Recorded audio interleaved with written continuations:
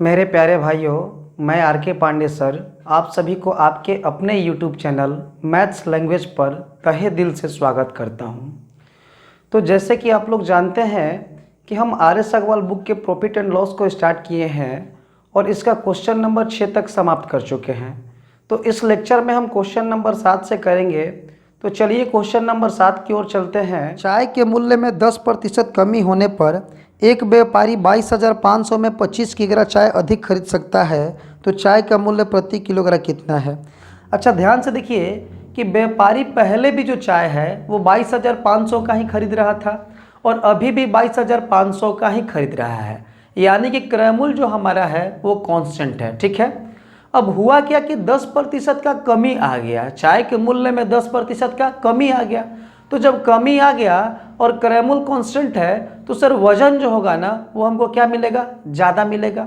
ठीक है, दूसरी केस में बात करें कि अगर मान लीजिए कि मूल्य वृद्धि हो गया होता तो अभी भी अगर उतना ही कहीं चीज़ खरीदता तो वस्तु हमारा जो है कम मिलता, वस्तु हमारा कम मिलता। यानी कि यहाँ से एक चीज़ पता चलता है कि जब क्रय मूल्य हमारा कांस्टेंट होगा, जब क्रय मूल्य हमारा कांस्टेंट होगा तो वस्तु का दाम बढ़ने पर वजन में वो कम मिलेगा और दाम घटने पर वजन में वो ज़्यादा मिलेगा। तो इस चीज़ों को समझते हैं, देखते हैं कि यहाँ पे 10% का कमी हुआ है। अच्छा, ये 10% की कमी की बात करें, 10% का मतलब क्या होता है भाई, तो 1/10 होता है। ये प्रारंभिक मूल्य होता है, यानी कि पहले अगर हमारा मूल्य 10 यूनिट था तो अभी कितना हो गया होगा, तो 10 से सर 1 कम हो गया होगा, 9 यूनिट हो गया होगा। ये किसका अनुपात है भाई, 10:9 किसका अनुपात होगा, मूल्य का। जब हम अगर वजन का अनुपात निकालें तो वजन का अनुपात क्या होगा, तो जैसे कि हम बता चुके हैं कि जब क्रय मूल्य कांस्टेंट होता है तो जो हमारा मूल्य का अनुपात होता है वो क्या होगा, वजन का व्युत्क्रमानुपाती यानी कि उल्टा होगा, या फिर जो वजन का अनुपात होगा वो मूल्य का उल्टा होगा। यानी कि जब ये 10:9 है तो ये 9:10 हो जाएगा। अब यहाँ पे देखिए कि पहले अगर हमारा 9 यूनिट मिल रहा था तो 10% कमी के बाद क्या मिलने लगा, 10 यूनिट मिलने लगा। यानी कितना यूनिट अधिक मिल रहा है, तो आप बोलिएगा सर 1 यूनिट। ये 1 यूनिट जो है कितने के बराबर होगा भाई, 25 kg का। क्यों, ताकि क्वेश्चन में जो चाय मिल रहा है वो 25 किलोग्राम अधिक मिल रहा है, यानी कि वो 25 किलोग्राम अधिक खरीद रहा है। तो 1 यूनिट का वैल्यू जब 25 किलोग्राम है तो 9 यूनिट का कितना वैल्यू होगा, तो 25×9 225 kg। अच्छा, 10 यूनिट का वैल्यू निकाले तो 1 यूनिट का वैल्यू अगर 25 किलोग्राम है तो 10 यूनिट का वैल्यू कितना होगा, तो सर 10 से गुना करेंगे तो यह आ जाएगा 250 kg। ठीक है, ध्यान से समझिए, अगर क्वेश्चन में ये पूछता कि व्यक्ति पहले कितना चाय खरीद रहा था तो सर 225 kg, व्यक्ति अभी कितना चाय खरीद रहा है 250 kg, लेकिन हमसे क्या पूछ रहा है, चाय का मूल्य पूछ रहा है। चाय का मूल्य मतलब कि चाय का वर्तमान मूल्य। तो जब वर्तमान मूल्य अगर हम निकालेंगे, वर्तमान मूल्य निकालेंगे तो वर्तमान मूल्य में क्या होगा, तो हमारा व्यक्ति पहले भी कितना का खरीद रहा था, 22,500 का, अभी भी कितना का खरीद रहा है, 22,500 का। तो 22,500 रुपये हम ले लिए। अच्छा, इतना में अभी कितना खरीद रहा है, तो आप कहिएगा सर 250 kg। तो 250 kg से क्या करेंगे, भाग दे देंगे। जब भाग देंगे तो 0 से 0 कैंसिल आउट और 25×9 225, एक 0 बच गया, यानी कि आ जाएगा 90 रुपया प्रति kg। ठीक है, लेकिन इसी क्वेश्चन में अगर वर्तमान मूल्य नहीं पूछ के प्रारंभिक मूल्य पूछ देता तो प्रारंभिक मूल्य क्या होगा, तो प्रारंभिक मूल्य जो हमारा होगा वो क्या होगा मेरे भाई, तो ध्यान से समझिए, पहले भी व्यक्ति 22,500 का ही खरीद रहा था, लेकिन पहले कितना खरीद रहा था, तो सर 225 kg। तो 225 से जब भाग देंगे तो 225 से 225 एक बार में या डबल 0, यानी कि हो जाएगा 100 रुपया प्रति kg। तो उम्मीद है कि आप इस चीज़ों को अच्छी तरह से समझ पाए होंगे। क्वेश्चन नंबर 8, एक व्यक्ति ने एक वस्तु 25% हानि पर 6,750 रुपये में बेची। यदि वह इसे 15% लाभ पर बेचता तो इसका विक्रय मूल्य कितना होता। अच्छा, ध्यान से समझिएगा, कोई भी चीज़ का प्रारंभ में जो मूल्य होता है ना सर वो 100% होता है। व्यक्ति क्या कर रहा है कि 25% हानि पर बेच रहा है, यानी कि 100% मूल्य था और 25% हानि पर बेच रहा है, यानी कि 25% कम पे बेच रहा है। तो व्यक्ति कितना पे बेच रहा होगा भाई, तो सर ये बेच रहा होगा 75% पे। कितना पे बेच रहा होगा, 75%। अच्छा, प्रतिशत में तो 75%, लेकिन दाम इसमें कितना दिया हुआ है, तो 6,750 रुपये, 6,750 रुपये। ध्यान से समझिएगा, क्वेश्चन में क्या कह रहा है कि 15% लाभ पर बेचता तो उसका विक्रय मूल्य क्या होता। 15% लाभ, तो इसका तो 100% पे अगर बेचता तो उसका क्रय मूल्य निकलता। 100% पे बेचता इसका मतलब कि किस पे बेचता, क्रय मूल्य पे बेचता। लेकिन 15% लाभ का माना है तो 100 में 15 को जोड़ देंगे, यानी कि आ जाएगा 115%। 115% बराबर क्या होगा, तो ध्यान से देखिए 75% का वैल्यू अगर 6,750 रुपये है तो 1% का कितना होगा 6,750 रुपये और बट्टा में कितना 75 से भाग दे दिए तो 1% का निकल गया। लेकिन हमें निकालना कितना का है, तो सर 115% का, तो 115 से क्या करेंगे, गुना कर देंगे। अब यहाँ पे अगर सॉल्व करें हम तो 5 से देख रहे होंगे तो 5 से 75 15 बार में, और 5 से ये कितने बार में, तो सर ये 23 बार में जाएगा। अच्छा 15 से इसको देखें तो ये 15 चौके 60, 7 बच गया, 7 पे 5 75, 15 पचे 75 और ये हो जाएगा मेरे भाई कितना, तो सर ये 0 है तो 0, यानी कि फाइनली आ कितना गया, तो 450 इंटू 23। 450 इंटू 23 करने के लिए क्या करेंगे हम, तो सर 45 गुना 23 कर लेंगे। जब गुना करेंगे तो 5 तियाँ 15 के 5 हासिल 1, 4 तियाँ 12 1 13 गुना 5 दूनी 10 के 0 हासिल 1, 4 दूनी के 8 1 9, तो यह आ जाए कितना 5 3 0 3 9 1 10। अच्छा एक 0 यहाँ पे था तो सर एक 0 यहाँ पे हम चपका देंगे, यानी कि फाइनल आंसर हो जाएगा 10,350 रुपये। इस क्वेश्चन का जो फाइनल आंसर होगा वो 10,350 रुपये। क्लियर है। क्वेश्चन नंबर 9, ए किसी वस्तु को 15% लाभ पर बी को बेचता है, बी इसे 10% हानि पर सी को बेचता है।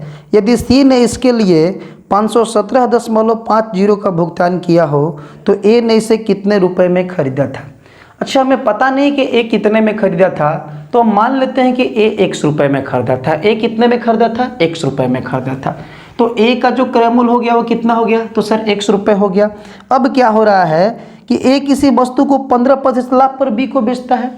अच्छा ये 15% लाभ पर बेच रहा है, तो 15% लाभ का मतलब क्या, 100 में 15 जोड़ देंगे, यानी कि 115%, और 115% का मतलब 115 बट्टा में 100। ये 115% में किसको बेच दिया, बी को बेच दिया। ए 100 रुपये में खरीदा था, 15% लाभ पर बी को बेच दिया। अब बी क्या कर रहा है कि बी जो है 10% हानि पर सी को बेचता है। तो 10% हानि मतलब कितना भाई, तो 100% में हमारा क्रय मूल्य होता है 10% हानि है कि नहीं, 90% में बेचेगा, तो 90% मतलब कि 90 बट्टा में 100। ठीक है। अब सी क्या कर रहा है कि सी इसके लिए कितना भुगतान कर रहा है, तो 517.50। कितना भुगतान कर रहा है मेरे भाई, 517.50। अच्छा इसको अगर हम सॉल्व करें तो ये दशमलव अगर हटा रहे होंगे तो बट्टा में कितना आ रहा होगा, 100 आ रहा होगा। तो यहाँ पे देखें तो सर ये 100 से 100 कैंसिल आउट है ना। आगे उसके बाद देखते हैं तो यहाँ पे सर एक ये 0 से 0 कैंसिल आउट। फिर क्या होने वाला है, यहाँ पे हमारा क्या आ रहा है, 9 आ रहा है। देखते हैं ये 9 से जा रहा है कि नहीं, तो चेक करते हैं। 5 1 6 6 7 13 13 5 कितना होता है मेरे भाई, तो 18 होता है, यानी कि 9 से जाएगा। तो 9 से जब ले जा रहे होंगे इसको हम तो कितने बार में जाएगा, तो सर 9 पचे हमारा कितना आ जाएगा, तो 9 पचे 45 आ जाएगा। 6 बच गया, 6 पे 60 67, तो 9 सत्ते 63, 4 बच गया, 4 पे 5 45, तो 9 पचे 45, ये 575 आ गया। ठीक है। आगे इसको सॉल्व करते हैं हम अगर, तो यहाँ पे इसको देख ले कि ये किससे जा रहा है, तो सर 5 से अगर चेक करें तो 5 से कितने बार में जाएगा सर, तो 5 दूनी के 10, 1 बच गया, 1 पे 5 15, 5 तिया 15, 23 बार में। ये 5 से कितने बार में जाएगा, तो 5 1 कम 5, 5 1 कम 5, 2 बचा, 2 पे 5 25, 5 पचे 25। अच्छा 23 से है ना 115 फिर से 5 बार में चला गया, यानी कि x का जो वैल्यू आ गया कितना आ गया, तो सर 5, और ये बट्टा में 100 है उधर जाएगा तो गुना में 100, यानी कि 5 गुना 100 का मतलब कितना 500। ठीक है। तो यहाँ पे ए का जो क्रय मूल्य होगा वो कितना होगा, 500 रुपये होगा। क्लियर है। क्वेश्चन नंबर 10, एक वस्तु को 1754 रुपये में बेचकर उतना ही लाभ प्राप्त होता है जितना उसे 1492 में बेचकर हानि होता है, तो वस्तु का लागत मूल्य कितना है। अच्छा ध्यान से देखिए, इसमें क्या कह रहा है कि किसी वस्तु को जब 1754 में बेचा जा रहा है तो उतना ही लाभ हो रहा है जितना कि 1492 में बेचकर हानि, यानी कि दोनों स्थिति में लाभ और हानि क्या है, बराबर है। ठीक है। जितना का लाभ हो रहा है उतना का ही हानि हो रहा है। तो क्वेश्चन में हमसे क्या पूछा है, वस्तु का लागत मूल्य कितना है। मान लेते हैं कि लागत मूल्य जो हमारा है, लागत मूल्य जो हमारा है मान लेते हैं कि 100 रुपया है। लागत मूल्य कितना है, 100 रुपया है। अब ध्यान से समझिएगा कि 1754 रुपये में बेचने पर उसको क्या हो रहा है, लाभ हो रहा है। कितना लाभ हो रहा है हमको नहीं पता है, लेकिन जब लाभ हो रहा है तो पक्का सर जो हमारा विक्रय मूल्य है वो क्रय मूल्य से ज़्यादा होगा। तो सर यहाँ पे 1754 जो हमारा है वो क्या है, क्रय मूल्य है, सॉरी विक्रय मूल्य है। 1754 क्या है, विक्रय मूल्य है। और जब इसमें से हम क्रय मूल्य को घटा देंगे तो ये सर हमारा क्या निकल जाएगा, लाभ निकल जाएगा। अरे लाभ बराबर क्या होगा, विक्रय मूल्य माइनस क्रय मूल्य। अब आगे देखते हैं फिर क्या कह रहा है, जितना कि उसे 1492 में बेचकर हानि होती है। अच्छा 1492 में बेचने पर जब उसको हानि हो रही है तो यहाँ पे ध्यान दीजिए कि जब हानि हो रहा है तो ऐसे स्थिति में हमारा क्रय मूल्य जो होता है वो क्या होता है, ज़्यादा होता है। तो क्रय मूल्य कितना है मेरे भाई, 100 रुपया है। और इसमें से अगर हम 1492 रुपये को घटा दें तो पता चल जाएगा कि कितने का हानि हुआ है। अच्छा सर दोनों स्थिति में क्वेश्चन में क्या बोल रहा है कि उतना ही का लाभ होता है जितना की हानि। तो यहाँ पे देखिए सर ये लाभ और हानि दोनों एक दूसरे के क्या होंगे, बराबर होंगे। तो हम बराबर कर दिए। अगर इसको सॉल्व किया जाए तो 1754, अच्छा यहाँ पे देखते हैं माइनस का 1492 तो इधर प्लस में आएगा 1492 बराबर, यहाँ पे देखते हैं कि ये सर x है और ये माइनस x है तो इधर जाएगा तो प्लस का x, ठीक है। यहाँ पे अगर सॉल्व करें तो 2 और 4 कितना होता है 6, 9 5 कितना होता है 14, 14 के 4 हासिल 1, 4 7 11 के 12 के 2 हासिल 1, 1 1 2 1 3, ठीक है। 3246 बराबर कितना, तो x 2x। अच्छा 2 से इसको कैंसिल आउट करते हैं तो 2 से 32 जाता है 16 बार में और 46 जाता है 23 बार में, यानी कि फाइनली जो हमारा x का वैल्यू आएगा वो 1623 रुपया होगा। यानी कि जो वस्तु है उसका लागत मूल्य कितना है, 1623 रुपया।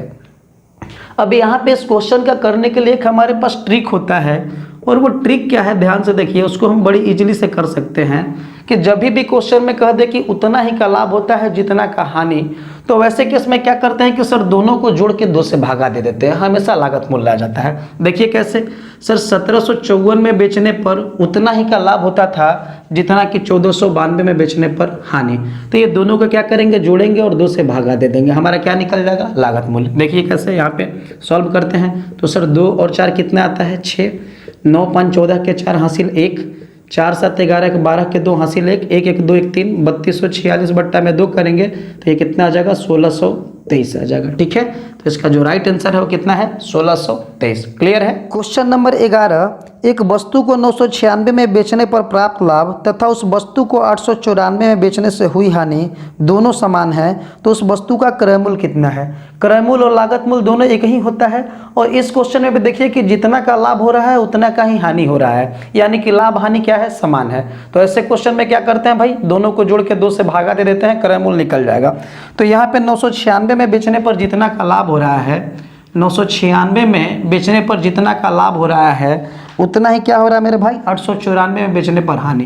तो यहाँ पे क्या करेंगे कि 996 प्लस 894 बट्टा में 2 करेंगे।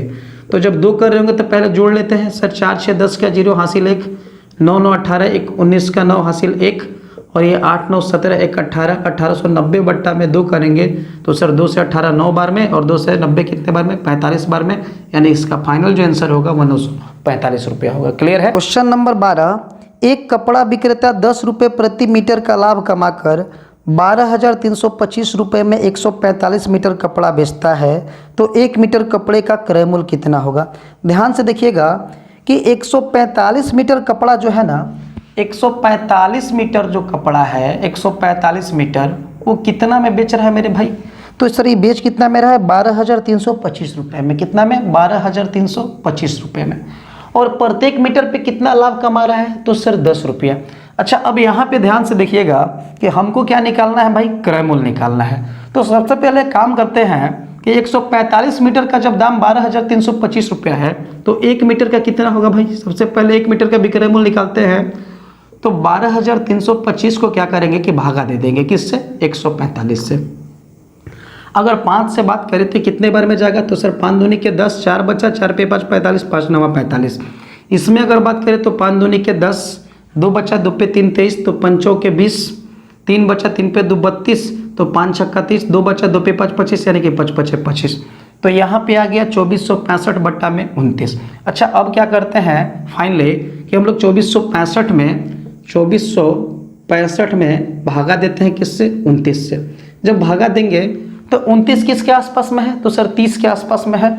और ये 246 जो हमारा है, इसको अगर हम राउंड फिगर में मान लेते हैं तो तीनों 8 24, 8 बार में समथिंग 240 आना चाहिए, यानी कि 8 से जब गुना करेंगे हम तो 9 8 72 के 2 हासिल 7, 2 8 16 और 7 कितना होता है भाई, तो 16 4 20 और 3 23, यानी कि 232 आ जाएगा। 6 में से 2 जाएगा 4, 4 में से 3 जाएगा 1 और 2 में से 2 गया कैंसिल आउट, 5 नोट कर लिए।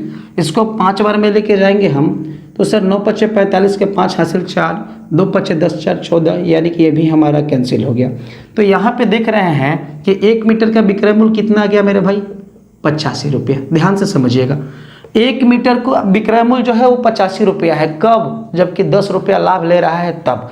तो इसका क्रय मूल्य क्या होगा भाई, 1 मीटर का क्रय मूल्य कितना होगा, 1 मीटर का क्रय मूल्य यानी कि सर सीपी कितना होगा, तो सर 85 रुपये में 10 रुपये का लाभ कमा रहा है, तो 85 में से 10 को हम कम कर देंगे, 85 में से 10 जाएगा तो 75 रुपया, यानी कि जो इसका राइट आंसर होगा वो 75 रुपया प्रति मीटर। क्वेश्चन नंबर 13, एक वस्तु को किसी निर्धारित मूल्य पर बेचा जाता है, उस मूल्य के 2/3 पर बेचने से 10% हानि होती है, तो आरंभिक निर्धारित मूल्य पर बेचने से उसे कितना प्रतिशत लाभ होगा। ध्यान से देखिए कि जब 2/3 पर बेचा जा रहा है, 2/3 पे बेचा जा रहा है तो 10% का हानि, यानी कि जब 100 होगा तो 10% का हानि करेंगे तो कितना बिक रहा होगा, 90 में बिक रहा होगा। कितना बिक रहा होगा, 90 में।